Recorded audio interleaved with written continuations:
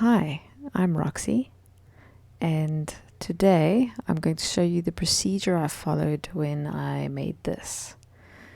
It's my submission for the March of Robots Social Art Challenge, and it also doubles up as fan art for a game I really enjoy called Generation Zero. It's set in the countryside of 1980s Sweden, but it's an alternate reality where mechs have taken over. So you basically run around with your 80s hair shooting robots. I mean, what's not to like? I finished this game on New Year's Eve, but this here is recent in-game footage I recorded. I wasn't playing this time. Instead, I was running around gathering visual reference. Different robots, what they look like at various times of the day from different angles. Games can be such a surprisingly great source of reference. Also, if there's a God mode or an interactive photo mode, then you can just, get that perfect angle. This one, to my knowledge at least, doesn't have anything like that. So this was the price of those close-up visuals. A price I'd pay again, of course. Armed with this footage and also a bunch of screenshots, I opened up Paintstorm Studio with the idea of doing a couple of thumbnail sketches to figure out which robot type I wanted to go with and at what angle.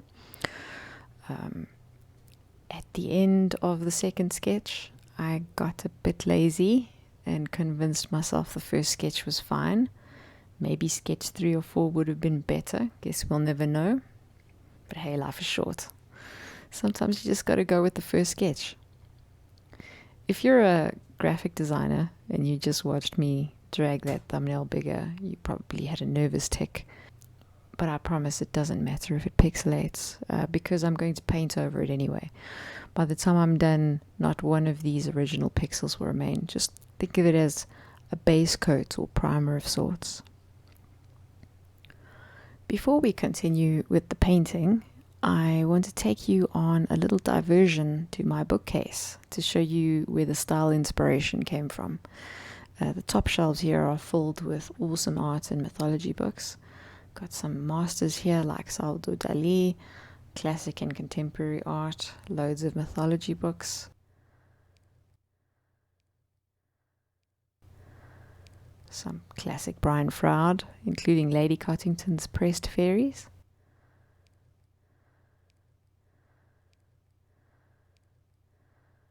Look at this, absolute genius.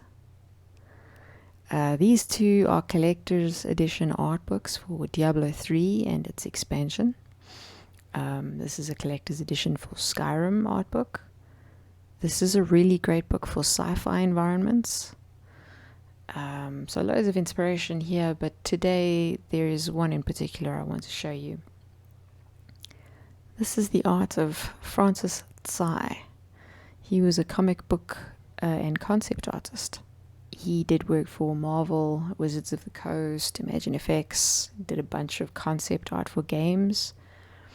And there's this little thing that I noticed in his concept art where he'd leave part of the main subject matter as a black silhouette, often jutting out of the background. See how the boots and lower robe are black? I mean, if it were me, I'd probably have rendered the front leg and front part of the robe and just left the further away bits black. Here's a good one. See how that left leg and the undersides of the robe have no detail at all? It doesn't even matter. It doesn't need it. The silhouette is crisp and clear. It leaves your eye to focus on more important parts of the painting. I also love how it pops out of the cloudy abstract background. This is what inspired me. There's another one where the subject matter pops out of the background. Lower halves descending into black silhouettes. Honestly, most of this is a silhouette and it works. Here it's just the pick. Look how sexy this background is. Another abstract background with bits popping out. Really simple, but it works. Here he's got those monster legs so well shaped they don't even need detail. So when I noticed that in his work, It was a few months ago when I was paging through the book, and I immediately wanted to try it. And that's something I do a fair bit of. I analyze art that I love until I figure out what it is exactly that makes that art stand out to me. And then I try it in my own art. And I find that my art just improves exponentially by doing that. A lot of people will tell you that to get better at drawing and painting, you just have to keep doing it. And yes, of course you do. But when you couple that with good observational skills, that's when you really start to improve. Now, I know personally I've got a long way to go till I reach a skill level where I would feel confident trying to get a job interview at a big gaming studio, Magic the Gathering. I'm not getting any younger, and I have a day job that prevents me from dedicating more time to honing my skill. So if there is a faster way to improve, you're going to believe I'm all over that. And honestly, my greatest leaps in skill has come from analyzing the works of my betters and not copying their art, but implementing those things that make their work special. So this thing that I noticed in Tsai's concept art, I just thought would work beautifully with a robot. So definitely implementing that here. While we're discussing Francis Tsai, I should tell you the man himself was quite remarkable. In his early 40s, he was diagnosed with Lou Gehrig's disease, and within a year, he couldn't use his arms. He couldn't even hold a pencil. And as you can imagine, for an artist, that's kind of catastrophic. For a while, he was able to use his feet, but eventually he lost function there too. And now you'd think at this point he had quit, but instead he carried on. He created art using eye gaze technology from a Swedish company called Tobii. I hope I'm pronouncing that right. I have friends who use Tobii Eye Tracker for gaming, but of course they use it in addition to their arms. It's extra functionality. But Tsai was using it in place of his arms to create art. What a time to be alive, right? It also makes me so grateful for my health. Most of us take basic mobility for granted. So while I've been blabbing on, you've watched me just refine the silhouette a little bit better and add a cast shadow on the ground just to solidify the robot in place. I mean, I'm not going for a realistic background. It's going to stay abstract. I'll work a bit more on it, but the object still needs to be part of the background, even if it's abstract. So that cast shadow helps. And right now what you see me doing is I'm lightening up the silhouette a little. Reason being is I want to start adding some black lines and I need to be able to see them. So the silhouette needs to be more of a mid-tone value to assist with that.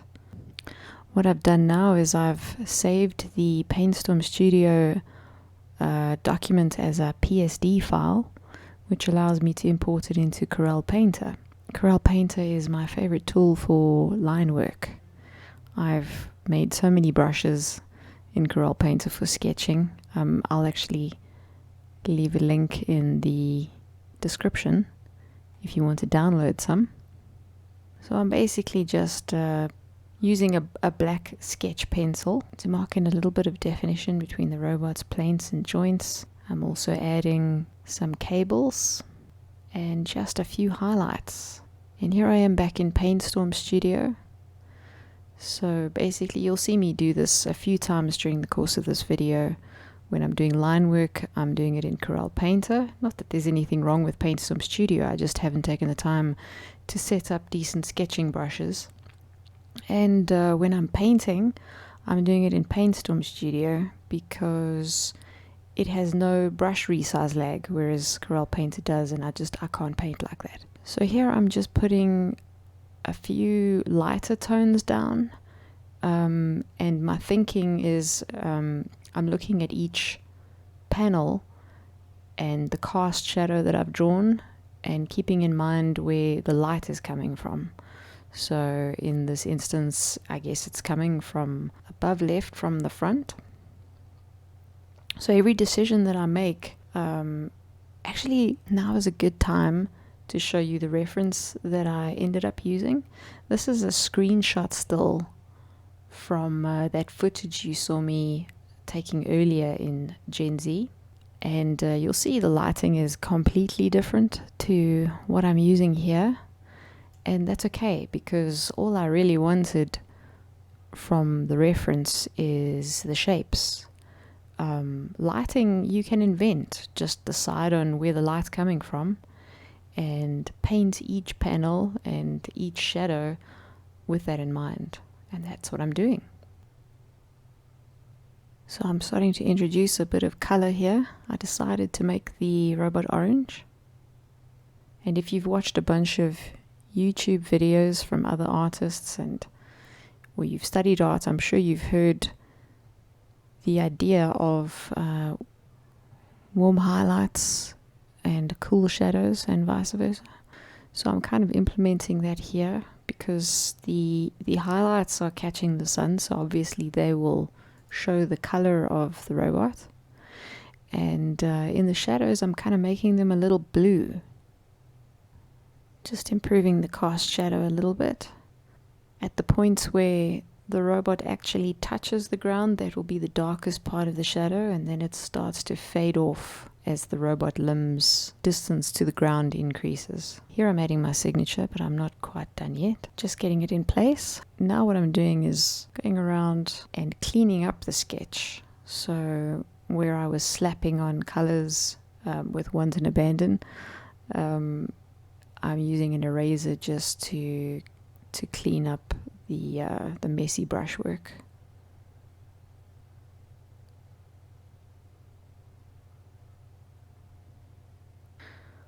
Decided I wanted to adjust that cast shadow angle a little bit. Luckily I had it on a separate layer. Well, not that it's a big deal, it's easy to repaint. But all I did there was I used the transform tool to skew it, flatten it down a little bit.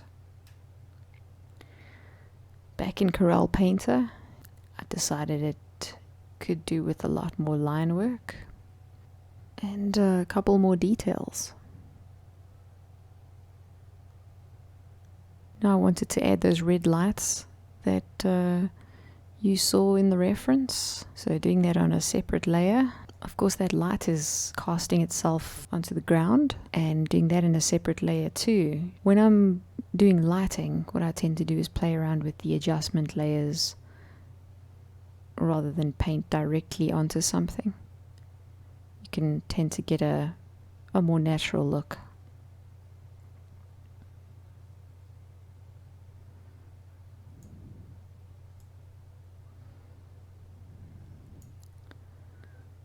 You'll also notice that the lights have a little white spot right in the middle. That's always a good thing for lighting. It makes it seem brighter. Just improving that cast shadow a little more now that we have the red in place.